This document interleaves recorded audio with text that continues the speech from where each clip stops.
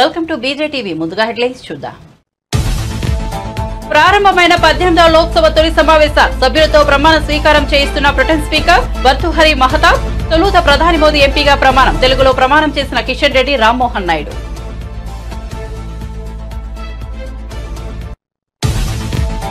AP deputy CM Pawan Kalyan కలిసిన Tollywood నిర్మాతలు. పవన్ కు చిత్ర పరిశ్రమ ఇబ్బందులు వివరించిన నిర్మాతలు. సమావేశంలో పాల్గొన్న ఏపీ సినిమాటోగ్రఫర్ శాఖ మంత్రి కందుల దుర్గేష్.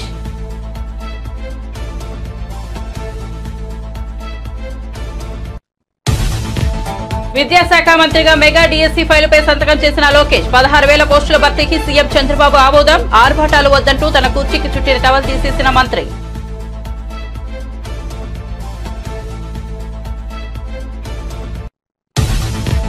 తెలంగాణ వ్యాప్తంగా జూనియర్ డాక్టర్ల నిరవధిక సమ్మె. వరంగల్ ఎంజీఎం ప్రభుత్వ ఆసుపత్రిలో జూనియర్ డాక్టర్లు తమ 8 ప్రధానమైన డిమాండ్లను వెంటనే అమలు చేయాలని ధర్నా.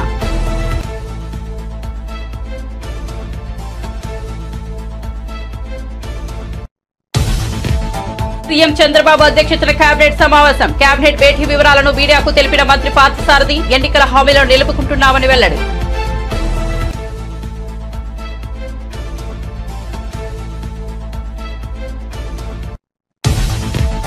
శ్రీశైలం మల్లికార్జున స్వామివారిని దర్శించుకున్న బట్టి విక్రమార్క. ఇరు రాష్ట్రాల ప్రజలు సుభిక్షంగా ఉండాలని దేవుణ్ణి కోరుకున్నట్లు వెల్లడి.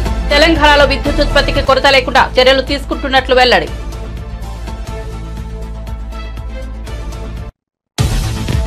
నాడు ప్రకటన తర్వాతే మోదీ ఎమర్జెన్సీని అమలు చేశారన్న ఖర్గే. ఎలాంటి ప్రకటన చేయకుండా మోదీ ఎమర్జెన్సీని కొనసాగిస్తున్నారని విమర్శ.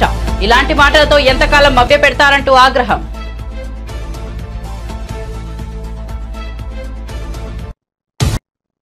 ఇక వార్త వివరాల్లోకి వెళ్తే టాలీవుడ్ నిర్మాతల బృందం AP deputy CM Pawan Kalyan కలిసింది. Allu Aravind, Dil Raju, AM Ratnam, Ashwini Dutt, Yelamanchili Ravishankar, Naveen Yerneni, S Radhakrishna, Bhogavalli Prasad, DVV Danayya, Suresh Babu, Supriya, Bunny Vas, NV Prasad, Nagavamsi, TG Vishwaprasad, Vamsikrishna ఈ మధ్యాహ్నం విజయవాడలోని deputy CM Pawan Kalyan camp కార్యాలయానికి వచ్చారు. అప్పటికి కేబినెట్ సమావేశం ముగించుకుని వచ్చిన పవన్ కళ్యాణ్ సినీ నిర్మాతలతో భేటీ అయ్యారు. మర్యాదపూర్వకంగా జరిగిన సమావేశంలో ఏపీ సినిమాటోగ్రఫర్ శాఖ మంత్రి కందుల దుర్గేష్ కూడా పాల్గొన్నారు. పిఠాపురంలో గెలిచి ఏపీ డిప్యూటీ సీఎం అయిన సందర్భంగా పవన్ కళ్యాణ్ నిర్మాతలు అభినందించారు. మంత్రిగాను విజయవంతం కావాలని శుభాకాంక్షలు తెలిపారు.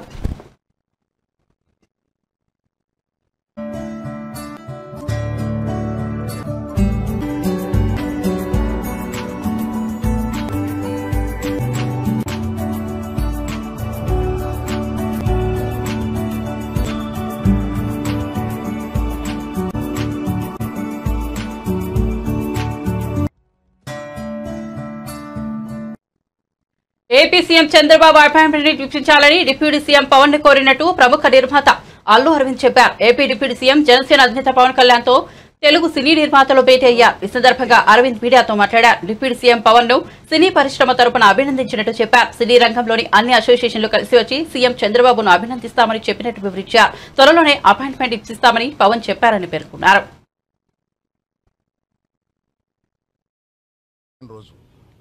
ఈరోజు మా అందరికీ చాలా సంతోషకరమైన రోజు. ఇవాళ పవన్ కళ్యాణ్ గారిని కలవడానికి వచ్చాము. ఇది ఒక గుడ్ విల్ విజిట్.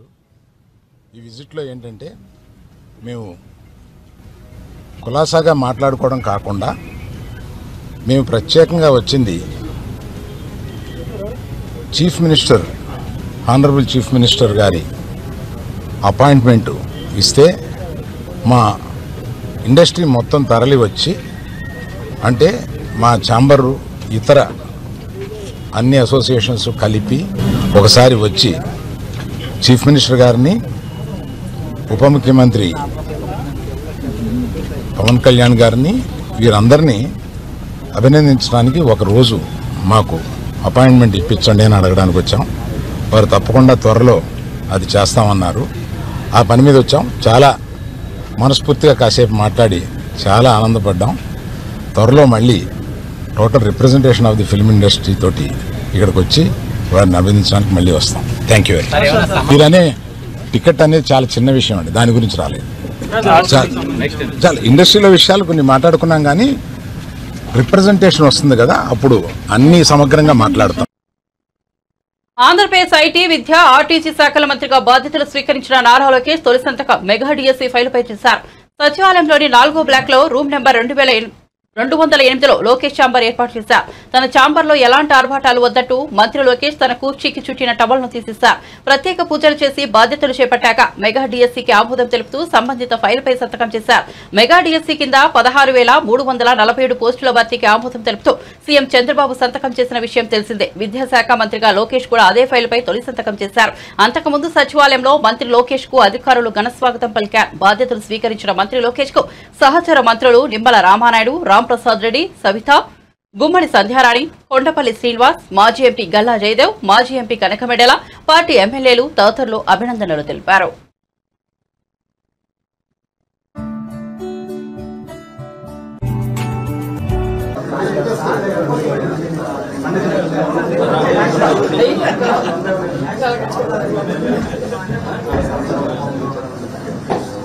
ఎందుకు వేస్తారు టైం ఉంది సార్ అఫీషియల్ గా చార్జ్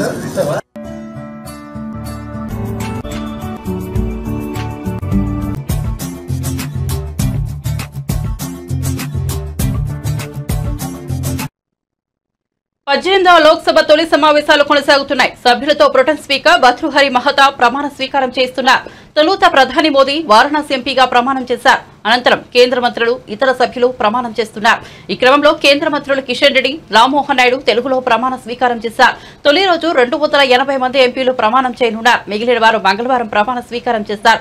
అనంతరం స్పీకర్ ఎన్నికకు నామినేషన్ కార్యక్రమం మొదలవుతోంది. ఈ నెల 26న స్పీకర్ ఎన్నిక పూర్తవుతుంది. 27న రాజ్యసభ సమావేశాలు కూడా ప్రారంభమవుతాయి. అదే రోజు ఉభయ సభలను ఉద్దేశించి రాష్ట్రపతి ద్రౌపది ముర్ము ప్రసంగించనున్నారు.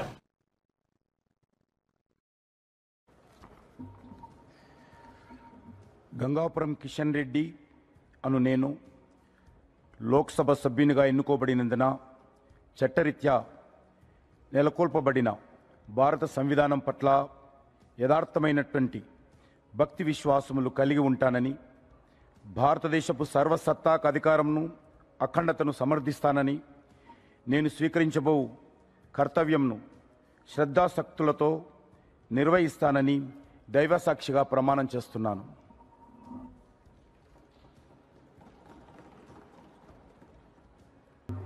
కింజరాపు రామ్మోహన్ నాయుడు అనే నేను లోక్సభ సభ్యుడిగా ఎన్నికైనందున శాసనం ద్వారా నిర్మితమైన భారత రాజ్యాంగం పట్ల నిజమైన విశ్వాసం, విధేయత చూపుతానని, భారతదేశ సార్వభౌమత్వాన్ని, సమగ్రతను కాపాడుతానని, నా బాధ్యతలను శ్రద్ధాశక్తులతో మరియు అంతఃకరణ శుద్ధితో నిర్వహిస్తానని దైవ సాక్షిగా ప్రమాణం చేస్తున్నాను.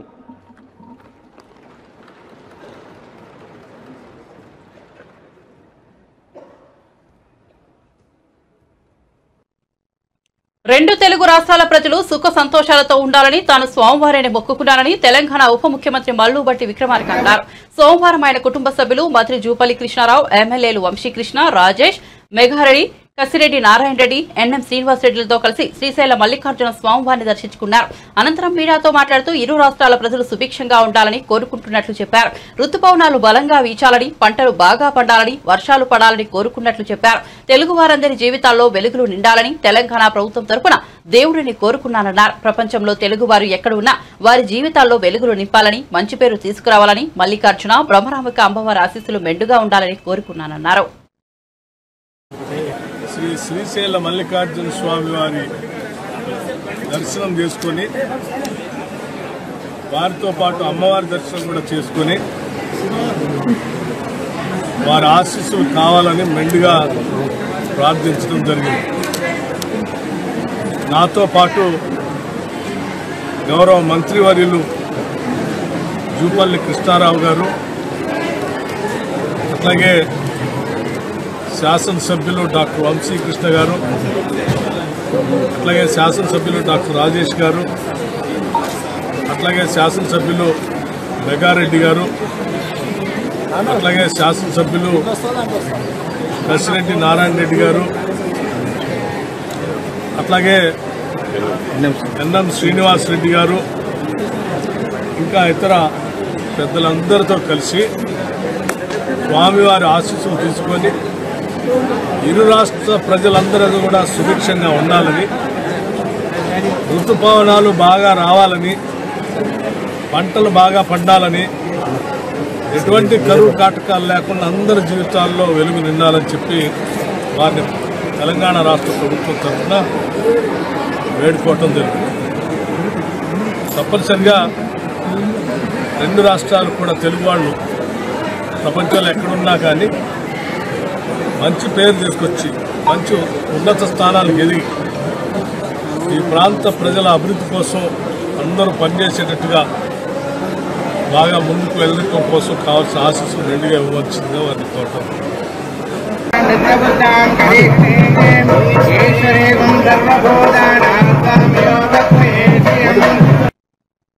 లోక్సభ సభ్యులుగా దగ్గుపాటి పురంధేశ్వరి, బండి ప్రమాణ స్వీకారం చేశారు. ఇద్దరు కూడా తెలుగులో ప్రమాణం చేశారు. వీరితో పాటు ఎంపీ కలిశెట్టి అప్పలనాయుడు కూడా ప్రమాణం చేశారు. ఈ సందర్భంగా పురంధేశ్వరి ట్వీట్ చేశారు.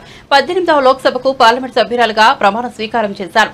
ప్రధానమంత్రి నరేంద్ర మోదీ నాయకత్వంలో వికసిత్ భారత్, ఆత్మనిర్భర్ భారత్ కోసం శక్తివంచన లేకుండా కృషి చేస్తామని ఆమె తన ట్వీట్లో పేర్కొన్నారు. పురంధేశ్వరి అని నేను లోక్సభ సభ్యురాలిగా ఎన్నికైనందున శాసనం ద్వారా నిర్మితమైన భారత రాజ్యాంగం పట్ల నిజమైన విశ్వాసం, విధేయత చూపుతానని, భారతదేశ సార్వభౌమత్వాన్ని, సమగ్రతను కాపాడుతానని, నా బాధ్యతల్ని శ్రద్ధాశక్తులతో మరియు అంతఃకరణ శుద్ధితో నిర్వహిస్తానని దైవసాక్షిగా ప్రమాణం చేస్తున్నాను.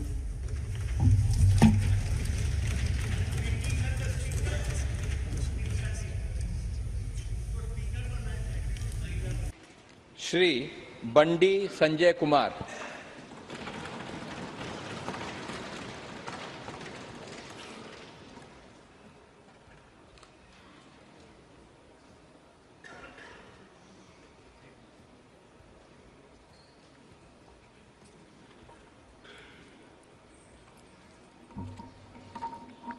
బండి సంజయ్ కుమార్ అని నేను లోక్సభ సభ్యుడిగా ఎన్నికైనందున శాసనం ద్వారా నిర్మితమైన భారత రాజ్యాంగం పట్ల నిజమైన విశ్వాసం, విధేయత చూపుతానని, భారతదేశ సార్వభౌమత్వాన్ని, సమగ్రతను కాపాడుతానని, నా బాధ్యతలను శ్రద్ధాశక్తులతో నిర్వహిస్తానని దైవ సాక్షిగా ప్రమాణం చేస్తున్నాను.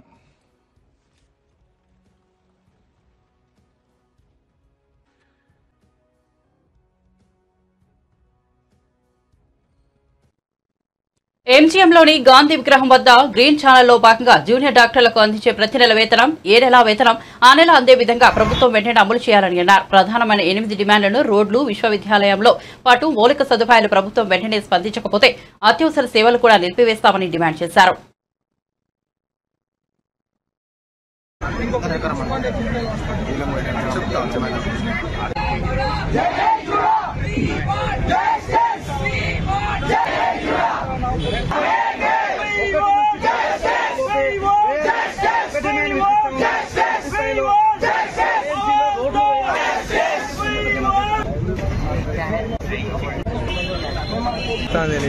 నిరసనలు తెలిపి మాకు ఇక ఇంకో ఆప్షన్ లేక ఈ సమ్మెకు 24వ తారీఖు దిగాము.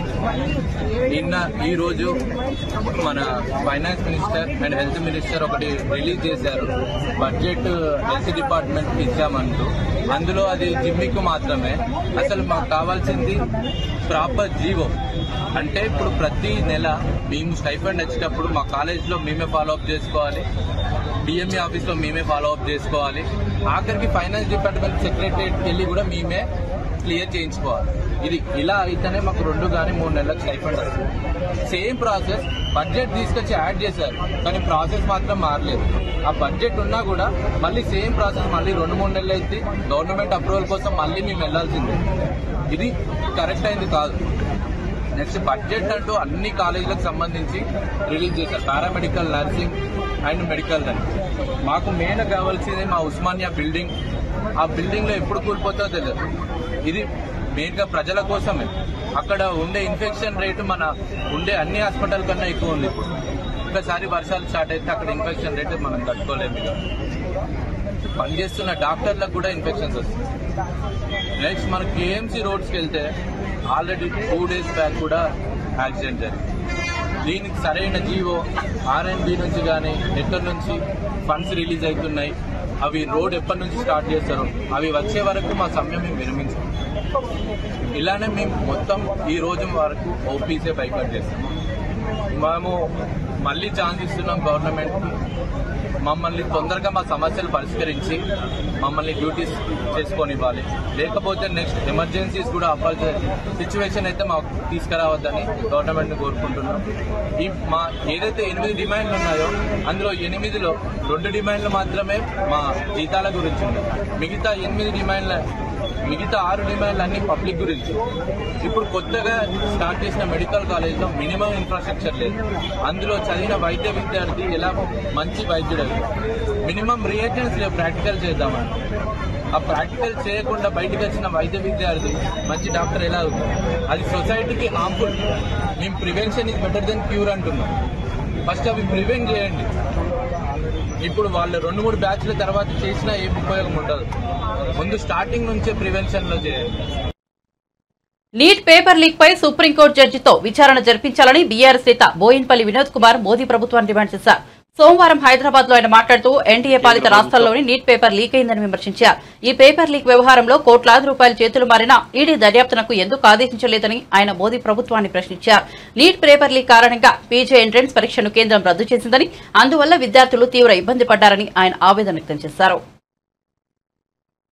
పరీక్ష నిర్వహించలేకపోయింది. Utterly failed. Modi government utterly failed. ఈ నేషనల్ టెస్టింగ్ ఏజెన్సీ చైర్మన్ కూడా నిన్న ఉద్వాసనకు పలికింది కేంద్ర ప్రభుత్వం. ఈ national eligibility and entrance test NEET దీన్ని వెంటనే మనం విత్డ్రా కావాలని చెప్పి సుప్రీంకోర్టులో పిటిషన్ వేయాలని చెప్పి కూడా నేను మన రాష్ట్ర ప్రభుత్వాన్ని కోరుతున్నాను. మిగతా రాష్ట్రాలు కలిసి వస్తే మంచిది. దక్షిణ భారతదేశంలో ఉన్నటువంటి రాష్ట్రాలు కూడా ముందుకొచ్చి ఈ హెగమోని ఉత్తర భారతదేశంలో ఉన్నటువంటి పెత్తందారుల ఆ ఏదైతే వాళ్ళ గుప్పుట్లో ఉన్నటువంటి దీనికి మనం చేరవలసిన అవసరం లేదు. ఈ సుప్రీంకోర్టు జడ్జిమెంట్ను సుప్రీంకోర్టు దృష్టికి తీసుకొద్దాం. మీరు మంచుకో చెడుకో మీరు నిర్ణయం చేసింది కాబట్టి మీరు 2017లో తప్పలేదు మమ్మల్ని నీటిలో రావడానికి.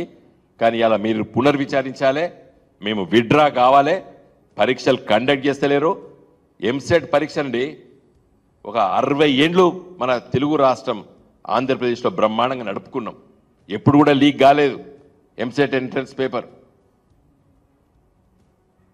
మంచిగా ఎగ్జామ్ రాసిండ్రు. పిల్లలు మెరిట్లో దొరికినాయి మనకు పిల్లలకి MBBS సీట్లు, బీటెక్ సీట్లు. కాబట్టి దయచేసి మేము రిక్వెస్ట్ చేస్తున్నాము, మా పార్టీ తరఫున కూడా మేము డిమాండ్ చేస్తున్నాము. ఇది 2017లో సుప్రీంకోర్టు తీర్పు వల్ల 2 తెలుగు రాష్ట్రాలు మనము అయిష్టతతోనే మనం జైన్ కావాల్సి వచ్చింది. పీజీలు అయితే 50% సీట్ ప్రభుత్వ సీట్లు ఇవ్వాలి. ఇలా కేసీఆర్ గారి పుణ్యాన ప్రతి జిల్లాకు మెడికల్ కాలేజ్ వచ్చింది తెలంగాణలో. 35, 36 ప్రభుత్వ మెడికల్ కాలేజీలు వస్తున్నాయి. నిన్న రేవంత్ రెడ్డి గారు వారి కాన్స్టిట్యూన్సీలో కొడంగల్ కూడా పెట్టుకున్నారు ఒకటి. సీఎం చంద్రబాబు అధ్యక్షతన కూటమి ప్రభుత్వ కేబినెట్ సమావేశం ముగిసింది. అనంతరం మంత్రి కొలుసు పార్థసారథి మీడియా సమావేశం నిర్వహించి కేబినెట్ భేటీ అంశాలను వివరించారు. చంద్రబాబు, పవన్ కళ్యాణ్ బీజేపీ ఎన్నికల వేళ ఏం చెప్పారో అవన్నీ కేబినెట్ సమావేశంలో ఆమోదించామని చెప్పారు. అధికారంలోకి రాగానే మెగా డిఎస్సీ వేస్తామని చెప్పారని, అందుకు అనుగుణంగా 16,347 ఉపాధ్యాయ పోస్టుల నియామకానికి కేబినెట్ ఆమోదం తెలిపిందన్నారు. దురదృష్టం కొద్దీ ప్రతి 6 నెలలకు ఒకసారి జరగాల్సిన టెట్ను గత ప్రభుత్వం నిర్వహించలేదని, వేలాది మంది నిరుద్యోగులు నష్టపోయే విధంగా వ్యవహరించిందని ఆరోపించారు. 16,347 ఉద్యోగాలకి తర్వాత పెడతాం. రెగ్యులర్గా యాజ్ పర్ రూల్స్ SCRT నిబంధనల ప్రకారం ఏదైతే నిర్వహించాలో తప్పకుండా టెట్ నిర్వహిస్తాం. ఏమండి ఏం డిస్కషన్కి ఏం రాలేదు.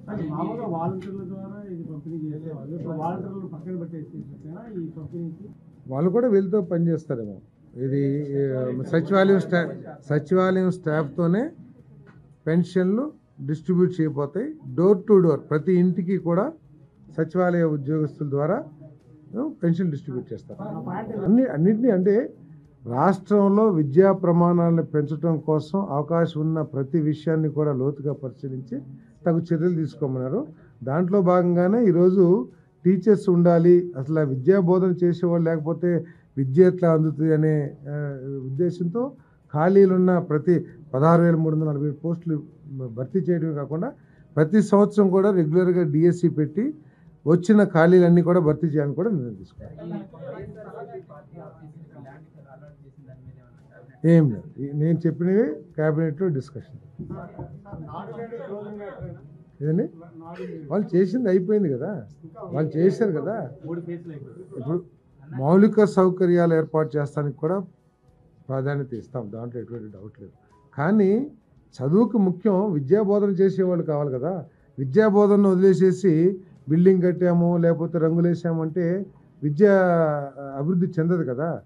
కాబట్టి ముందు విద్యా ప్రమాణాలు పెంచడం కోసం, విద్యాభివృద్ధి కోసం టీచర్స్ని, ఖాళీలు ఉన్న టీచర్స్ అన్నిటిని కూడా పోస్టులు కూడా ఫిలప్ చేస్తారు. 50 ఏళ్ల క్రితం విధించిన ఎమర్జెన్సీ గురించి ప్రధాని నరేంద్ర మోదీ నిత్యం ప్రస్తావిస్తూనే ఉంటారని, కానీ 10 ఏళ్లుగా ఎలాంటి ప్రకటన చేయకుండానే ఎమర్జెన్సీని కొనసాగిస్తున్నారని ఏఐసీసీ అధ్యక్షుడు మల్లికార్జున ఖర్గే ఎద్దేవా చేశారు. సోమవారం ఆయన మీడియాతో మాట్లాడుతూ ఇందిరాగాంధీ హయాంలో ఎమర్జెన్సీ విధిస్తున్నామని ప్రకటించాకే దానిని అమలు చేసినట్టు చెప్పారు. ఇలాంటి మాటలతో ప్రజలను మభ్యపెడుతూ ఎంతకాలం అధికారంలో కొనసాగించుకుంటున్నారని మండిపడ్డారు. మోదీ ప్రభుత్వం ప్రజాస్వామ్య విలువలను మంటగలుపుతోందన్నారు. లోక్సభ ఎన్నికలకు ముందే దేశవ్యాప్తంగా చాలా పార్టీలు బీజేపీకి వ్యతిరేకంగా ఏకమయ్యాయని గుర్తు చేశారు. देखिए, संविधान को बचाने के लिए हमने जो कोशिश की थी उसमें सारी जनता हमारे साथ थी, लेकिन मोदी जी संविधान को तोड़ने की कोशिश किए. इसीलिए आज सभी पार्टी के नेता लोग एक होकर ये जो प्रोटेस्ट कर रहे हैं, और यहाँ पर जो गांधी स्टैचू थी और वहीं पर हम प्रोटेस्ट कर रहे हैं. मेरे बाबा साहब अम्बेडकर की वहाँ थी और गांधी जी की यहाँ थी. यानी हर नॉर्म्स को, डेमोक्रेटिक नॉर्म्स को तोड़ रहे हैं. इसीलिए आज हम ये दिखाना चाहते हैं, भाई मोदी जी आप संविधान के तहत चलिए. देखो 100 बार यही बात बोलेंगे और इमरजेंसी के 50 साल हो रहे बोले तो तुम इमरजेंसी से without declaring emergency you are doing it. इसीलिए हर बार वही बात बोल के आप कितने दिन ऐसा ही. తాను ఆత్మహత్య చేసుకున్నానని వచ్చిన వదంతులను నమ్మవద్దని వైజాగ్ పెందుర్తి వైఎస్ఆర్సీపీ మాజీ ఎమ్మెల్యే ఆదిప్ రాజ్ పేర్కొన్నారు. కుటుంబ కలహాల నేపథ్యంలో తాను ఆత్మహత్య చేసుకున్నట్లు వచ్చిన ఊహాగానాలపై ఆదిప్ రాజ్ స్పందించారు. అవన్నీ అవాస్తవాలని చెప్పారు. ఆదివారం సాయంత్రం నేతలతో ఆత్మీయ సమావేశం అనంతరం కుటుంబ సభ్యులతో కలిసి భోజనానికి బయటకు వెళ్లినట్లు ఆయన చెప్పారు. గ్యాస్ట్రిక్ నొప్పి రావడంతో ఆసుపత్రిలో చేరారని, ఇప్పుడు ఆరోగ్యంగా ఉన్నారని స్పష్టం చేశారు. ఈ మేరకు ఆయన ఓ వీడియో విడుదల చేశారు. నేను మీ అన్నంరెడ్డి ఆదిప్ రాజ్. అయితే ఈరోజు ఎంత స్పీడ్గా పుకార్లు వాళ్ళంతా కూడా హల్చల్ చేస్తున్నాయో మనందరం కూడా చూస్తున్నాం. నిన్న సాయంత్రం 4 గంటల నుంచి 6 గంటల వరకు కూడా పెందుర్తి నియోజకవర్గ పరిధిలో ఉన్నటువంటి వైఎస్ఆర్ కాంగ్రెస్ పార్టీ ఆత్మీయ సమావేశం ఏర్పాటు చేసుకొని కార్యకర్తలందరితోని కూడా బ్రహ్మాండంగా కార్యక్రమం చూసుకొని తదనంతరం కుటుంబంతో కలిసి సరదాగా బయటికి డిన్నర్ కూడా వెళ్ళి రావడం జరిగింది. అయితే కొంచెం అనీజీగా అనిపించి, గ్యాస్ట్రిక్గా లేదంటే ఫుడ్ పాయిజన్ అయిందా అనుకుంటే తెలియదు కానీ చిన్న అనీజీగా అనిపించి తెల్లవారుజామున సుమారుగా 2:30-3 గంటలకి నేను హాస్పిటల్కి వెళ్ళడం, అప్పుడు 6 గంటలకల్లా నేను డిశ్చార్జ్ అయిపోయి బయటికి రావడం కూడా జరిగింది. ఏమీ లేనటువంటి విషయాన్ని ఇవాళ ఏదేదో జరిగిపోయినటువంటి విధంగా దాన్ని ఎంతో పెద్ద విషయంగా ఇవాళ మీడియాలో కానీ సోషల్ మీడియాలో కానీ ప్రచారం చేస్తున్నారు. ఇవన్నీ కూడా అవాస్తవం. నేను క్షేమంగా హ్యాపీగా ఇవాళ మా ఇంటికి వచ్చి ఆల్రెడీ రిలాక్స్డ్గా నేను ఉన్నాను. మా కుటుంబ సభ్యులందరితో కూడా బాబుని ఇప్పుడే సిల్వర్ స్కూల్లో కూడా బాబుని కూడా జాయిన్ చేయడం, ఇవాళే జాయిన్ చేయడం కూడా జరిగింది. అంతా హ్యాపీగా ఉంది. ఎవరు ఎటువంటి సందేహాలు, ఇటువంటి వార్తలు వీటిని కూడా నమ్మకూడదని చెప్పి మరీ కోరుకుంటూ ప్రజలందరి దీవెనలు ఆశీస్సులతో మరింతగా పార్టీని బలోపేతం చేయడానికి మళ్ళీ ఏదైతే మనం అనుకున్న షెడ్యూల్ ప్రకారం కార్యక్రమాలన్నీ కూడా సవ్యంగానే జరుగుతాయి. అందరికీ నమస్కారం. బులెటిన్ ముగించే ముందు హెడ్లైన్స్ మరోసారి చూద్దాం. ప్రారంభమైన 18వ లోక్సభ తొలి సమావేశాలు, సభ్యులతో ప్రమాణ స్వీకారం చేస్తున్న ప్రొటెం స్పీకర్ వర్తుహరి మహతాబ్. తొలుత ప్రధాని మోదీ ఎంపీగా ప్రమాణం, తెలుగులో ప్రమాణం చేసిన కిషన్ రెడ్డి, రామ్మోహన్ నాయుడు.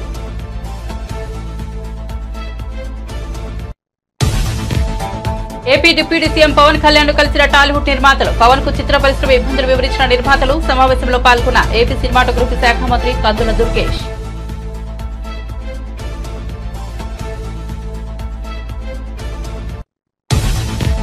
విద్యాశాఖ మంత్రిగా మెగా డిఎస్సీ ఫైలుపై సంతకం చేసిన లోకేష్. 16,000 పోస్టుల భర్తీకి సీఎం చంద్రబాబు ఆమోదం.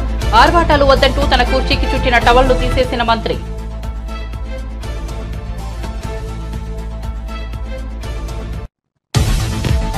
తెలంగాణ వ్యాప్తంగా జూనియర్ డాక్టర్ల నిరవధిక సమ్మె. వరంగల్ ఎంజీఎం ప్రభుత్వ ఆసుపత్రిలో జూనియర్ డాక్టర్లు తమ 8 ప్రధానమైన డిమాండ్లను వెంటనే అమలు చేయాలని ధర్నా.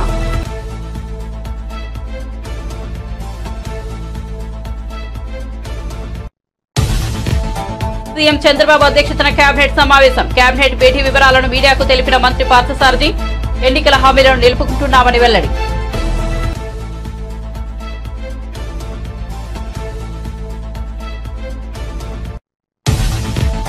శ్రీశైలం మల్లికార్జున స్వామివారిని దర్శించుకున్న బట్టి విక్రమార్క. ఇరు రాష్ట్రాల ప్రజలు సుభిక్షంగా ఉండాలని దేవుడిని కోరుకుంటున్నట్లు వెల్లడి. తెలంగాణలో విద్యుత్ ఉత్పత్తికి కొరత లేకుండా చర్యలు తీసుకుంటున్నట్లు వెల్లడి.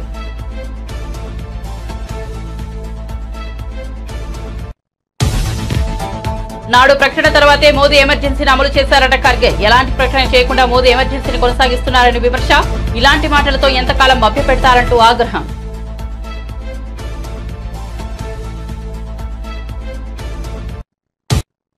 మరిన్ని అప్డేట్స్ కోసం చూస్తూనే ఉండండి బీజేటీవీ.